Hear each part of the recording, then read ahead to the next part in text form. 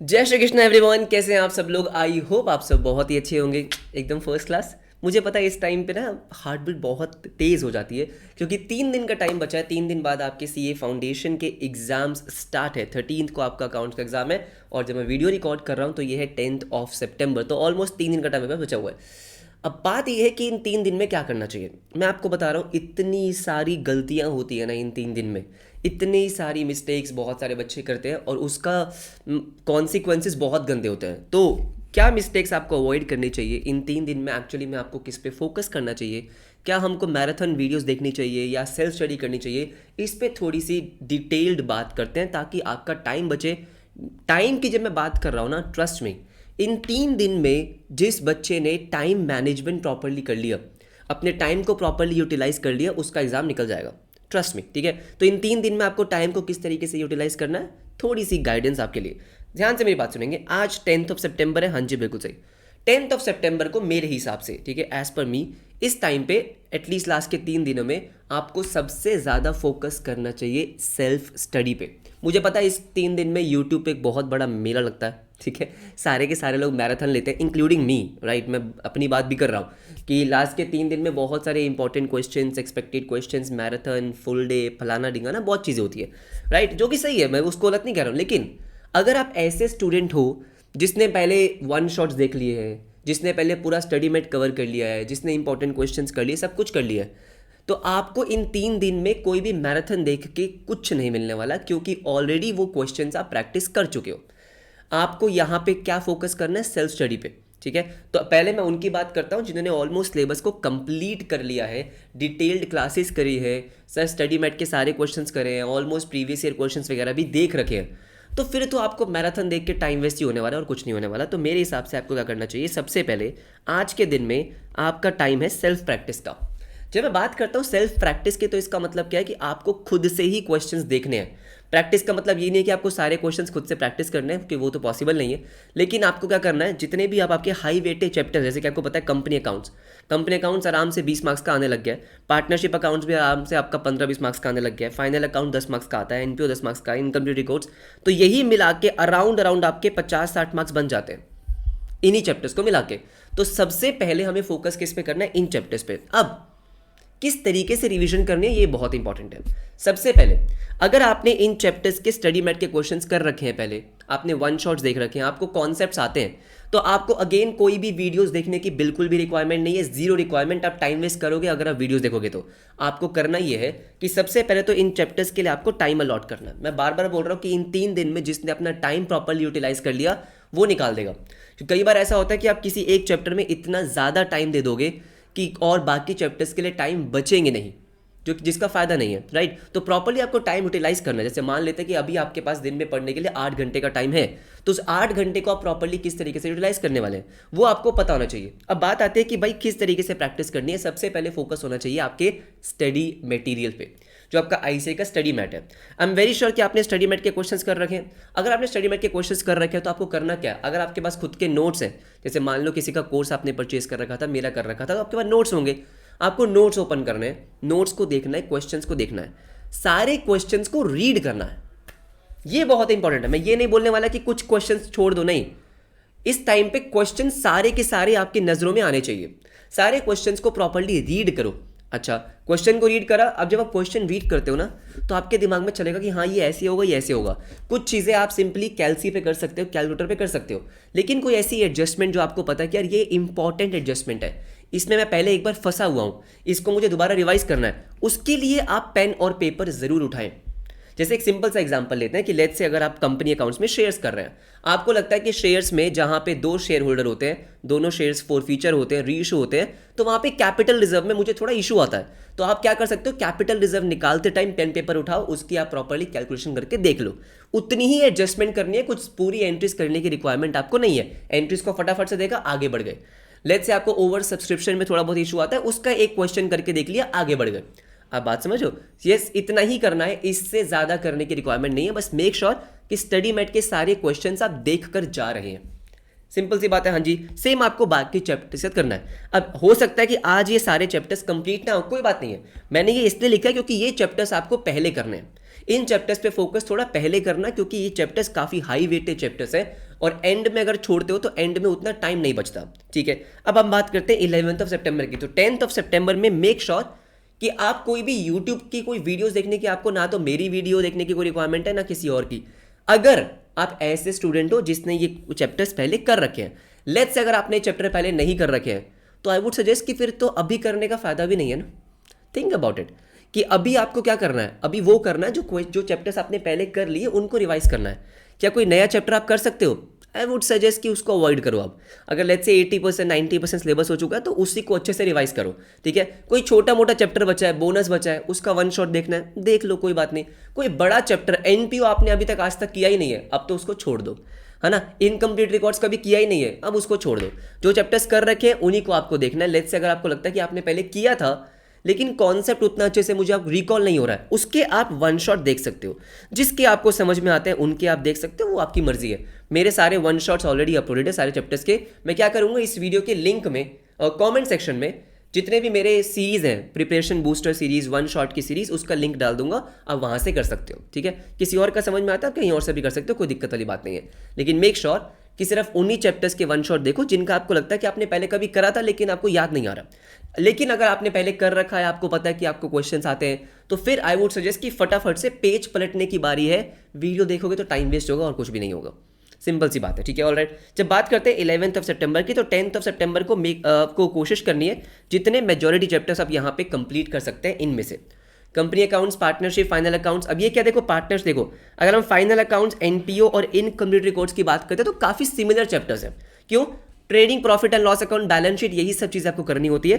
तो इन तीनों को एक साथ डालना है, ठीक है। कंपनी अकाउंट्स, पार्टनरशिप को स्टार्टिंग में कर लो क्योंकि यही कुल मिला के 30 to 40 मार्क्स कवर कर जाते हैं, तो इनको फटाफट से कर लिया। पार्टनरशिप में डिसोल्यूशन को तो करना ही करना है, बाकी चैप्टर्स भी इजी है, तो हो जाएगा। टेंशन नहीं लेने का, आराम से हो जाएगा, घबराओ मत, ठीक है। फिर बात करते हैं 11th ऑफ सितंबर को। मैं एक सेशन लेने वाला हूं, लेकिन ऐसा जरूरी नहीं है कि आपको अटेंड करना ही करना है। 11 सितंबर को एक सेशन होगा 11 बजे, जिसमें मैं क्या करूंगा, देखो हमारी एक प्रिपरेशन बूस्टर सीरीज चल रही थी जिसमें मैंने आपको मेजरली सारे चैप्टर्स के कुछ कुछ क्वेश्चंस करवाए हैं, मेजरली स्टडी मैथ से, है ना। जो जो इंपॉर्टेंट क्वेश्चंस मुझे लगे वो मैंने आपको करवाए हैं। अब मैं आपको क्या करवाने वाला हूँ, 11 सितंबर विच इज कल 11 बजे के आसपास हम क्या करेंगे, जितने भी इंपॉर्टेंट आपके प्रीवियस ईयर क्वेश्चंस आ रखे हैं, इसमें जून 2024 का जो आरटीपी है, जो प्रीवियस ईयर क्वेश्चंस हैं आपके, ठीक है। देन सितंबर 24 का जो आरटीपी आया है, कुछ एमटीपीज आए हैं, जो क्वेश्चंस अलग अलग से हैं। होता क्या है, मैं आपको एक बात समझाऊं कि बहुत सारे क्वेश्चंस क्या होते हैं आपके स्टडी मैट के बेसिस के होते हैं। मतलब पैटर्न वही है, सेम है, बस फिगर्स चेंज कर दी, कॉन्सेप्ट वही है, थोड़ा बहुत चेंज कर दिया। तो वो मैं यहाँ पे नहीं लूंगा क्योंकि वो तो हम पहले ही कर चुके हैं, वो आप पहले ही यहाँ पे रिवाइज कर चुके हो। अब बात समझ लो कि स्ट्रेटेजिकली आपको रिवीजन करनी है, सेम चीजें बार बार रिवाइज नहीं करनी है, ठीक है। तो जो ऑलरेडी क्वेश्चंस आपके स्टडी मैट में है वो मैं यहाँ पे नहीं लूंगा। अलग अलग क्वेश्चंस, अलग अलग पॉइंट्स, जिस आपके प्रीवियस ईयर क्वेश्चन में कुछ अलग पॉइंट आ गया, जैसे बहुत सारे बच्चों को जून 24 का डेप्रीसिएशन वाला प्रॉब्लम कर रहा है, उसको हमने कंसीडर कर लिया। इनकम्प्लीट रिकॉर्ड्स का नया क्वेश्चन आया, उसको देख लिया। तो वो सब क्वेश्चन हम यहाँ पे डिस्कस करेंगे 11 बजे 11 बजे। अब ध्यान से मेरी बात सुनो, मैं आपको खुद से बोल रहा हूँ, क्या अगर आपका सेल्फ प्रैक्टिस बचा हुआ है, सेल्फ रिवीजन बचा हुआ है, तो इसको आप अवॉइड कर सकते हो क्योंकि पहले स्टडी मैट रिवाइज करनी है। ये चैप्टर्स आपके एक बार रिवाइज हो जाए देन आप इस सेशन को अटेंड करें। अगर आप ऐसे स्टूडेंट हैं जिसने मेरे वन शॉट्स देखे हुए हैं, देन प्रिपरेशन बूस्टर सीरीज देखी हुई है, तो आप अटेंड कर सकते हो क्योंकि आपकी प्रैक्टिस ऑलरेडी हो चुकी है। आप बात समझो, ये सुनो। तो अगर आपको इनकी प्रैक्टिस करनी है सुबह 11 बजे, और ऐसे सेशंस को लाइव में निपटा देना क्योंकि रिकॉर्डिंग में फिर होंगे नहीं वो, ठीक है। तो सुबह 11 बजे मिलेंगे, सुबह 11 बजे मिलेंगे। इन केस अगर आपकी बाकी चीजें हो चुकी है तो, मैंडेटरी नहीं है, बार बार बोल रहा हूँ, ठीक है। देन इसके बाद क्या है, ये सेशन आपका कितने घंटे चलेगा, अराउंड आप मान सकते हो कि 2 या 3 बजे तक चलेगा। 3 से 4 घंटे का सेशन हो सकता है ये। उसके बाद अगेन आपके पास पूरा दिन जो बचता है, ठीक है, उसमें अगेन आपको करना क्या है, सेल्फ प्रैक्टिस।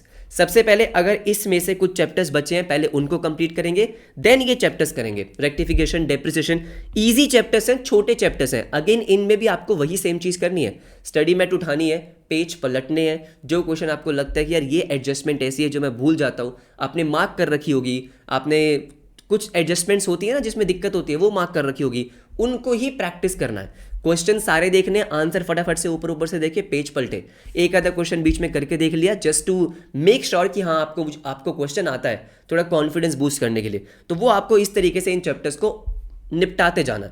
ये सब करने के बाद मैंने एक थ्योरी वीडियो अपलोड कर रखी है जिसमें मैंने सारे चैप्टर्स की थ्योरी, जो आपका चैप्टर 1 की थ्योरी है, ट्रू फॉल्स वगैरह, वो पूरा का पूरा मैंने अपलोड कर रखा है। इसका PDF भी मैंने टेलीग्राम पे डाल दिया।